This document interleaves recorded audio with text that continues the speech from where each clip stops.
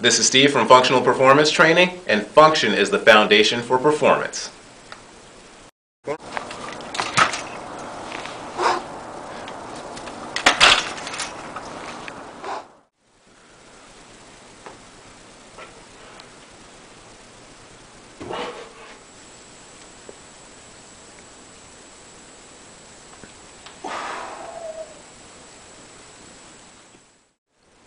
Hey, Steve here with Functional Performance Training. Today we're going to talk about the squat. A lot of people thinking about squats are always afraid of hurting their knees. They're afraid to go below parallel. We always see people stopping right here. The problem with that? No glute activation. And a lot of times, because they're not going deep enough, they're overworking their quadriceps, and that leads to knee pain, putting yourself in an endless cycle of feeling knee pain, working too much quadricep and having a muscular imbalance, getting yourself more knee pain, not getting that full range of motion. Now there's an old wives' tale, something that was in the fitness world a few years ago, about during a squat, not letting your knees get over your toes. And even though that is a good rule of thumb, people are taking it the wrong way. Listening to things that were good in the fitness industry 10 years ago is like using a 10-year-old operating system with a dial-up internet connection to play your brand new video games. It just doesn't work. The old operating system, yeah, it was good, it works, you could still use a word processor and everything, but there's much better stuff out there. Same thing in the fitness world, there's much better stuff out there now. We know more about the human body now. 5 years from now, what we know right now will be okay, yeah, it works, but things will be better later on. Same thing with athletes. 1991's athletes don't stand a chance against 2011's athletes. There's 20 more years of new knowledge. So the new knowledge we'll talk about today is in the squat. A lot of times people in their squats stop before they get to parallel. But what can help us to get that mobility to get into the deep squatting pattern? Not necessarily that with 500 pounds on our backs we need to squat down that low. But as a human being, it's important for us to have that natural mobility to get into that good movement pattern. How can we enforce that movement pattern for a person that feels uncomfortable getting into the squat like that? Well, there's a few ways.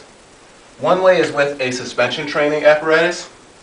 We can take the knees out of the equation by leaning back on the suspension trainer, getting down and back into the full squat, and from there, pulling yourself forward, finding a nice comfortable position at the hips, getting the natural amount of lordosis, or the natural curve in the lower back, and getting to a point where you don't really need the suspension trainer, but from here you can still use it to push yourself up so that you can keep a nice straight back throughout the squat and push the hips forward. If someone's not able to do this on the suspension trainer, you can always give yourself a heel lift. A small lift in the heels will very much change the angle in the hips.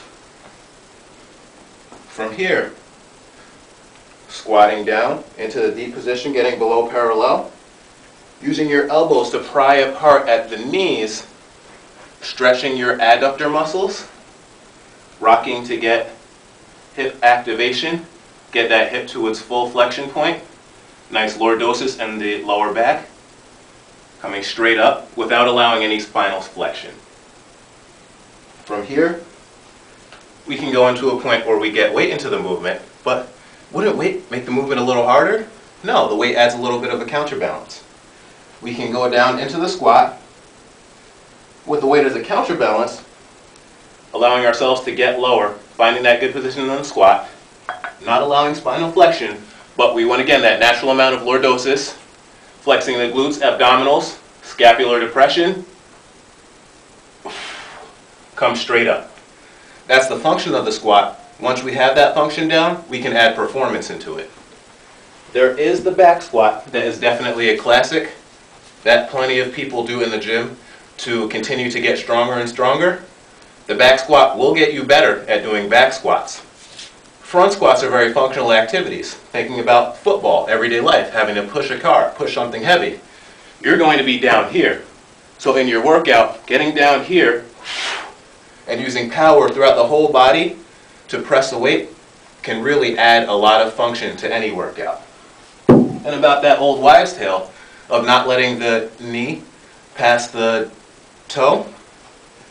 When we stop it about right here, that knee will go too forward even though the heel is down, but when we lower ourselves into the full squat, we find out that we get into that nice, good body positioning that allows us to really get down all the way, get the hips moving, get into a full squat below parallel, and once we get below parallel, we activate those glutes even more to continue to move forward and add performance to the function of the workout. Again, this is Steve from Functional Performance Training. Any questions about the squat, feel free to send me a message. Subscribe to our channel, and we'll continue to provide you with more fitness videos to help you to keep moving forward. Go. I messed up.